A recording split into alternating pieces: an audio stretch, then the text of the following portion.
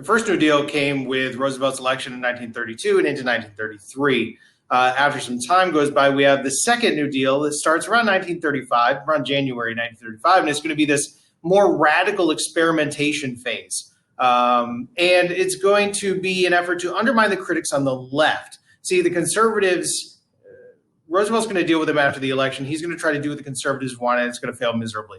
But here in this more radical second New Deal, he's going to do more. He wants to undermine people like Huey Long, which said that he wasn't doing enough. So Roosevelt and his administration creates the Works Progress Administration, the WPA. And the WPA quickly became the nation's largest employer.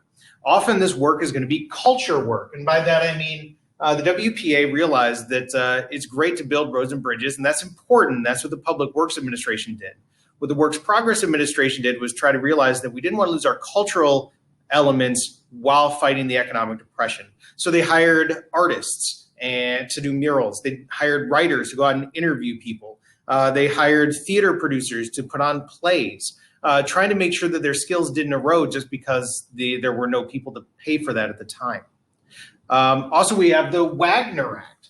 The Wagner Act was called by Gompers, the leader of the American Federation of Labor, as the Magna Carta of labor. This was union protections.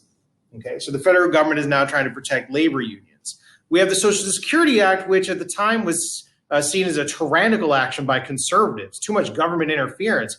Herbert Hoover, the champion of capitalism, refused to accept his Social Security card. They mailed it to him anyways. Social Security Act was pensions and supports given to the elderly, the disabled, and children. It sounds an awful lot like the Townshend Plan, where people would get money over time so they could retire. So with this pension and support, they needed to figure out a way to pay for it. And rather than take it from the general tax fund, they decided to create this as a payroll tax. This means that people that had a job, and this is still the way it works today, a little bit of money is taken out of your pay each week for this payroll tax. It goes into the Social Security fund, and it's used to pay for Social Security. Now, this is referred to as a regressive tax because one rate is used for everybody's income.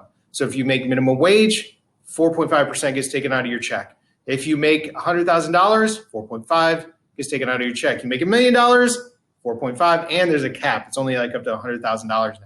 So this means that poor people get a higher percentage of their income taken out than wealthy people. That's regressive.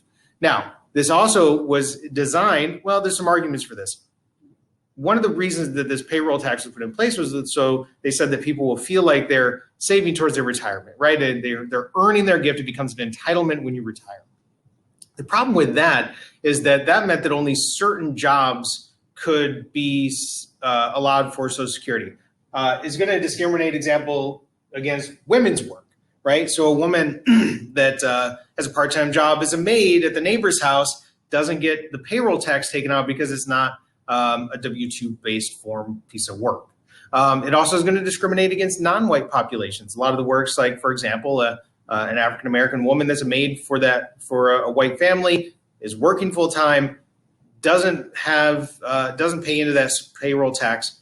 So therefore, non-white populations often suffered against this. Sharecroppers, for example, wouldn't be getting an income either, so they didn't get the payroll tax. Some people have argued that that's just because of a practicality. You got to be able to see who's paying and who's not. Some people have argued that was intentionally added by those conservatives in the South.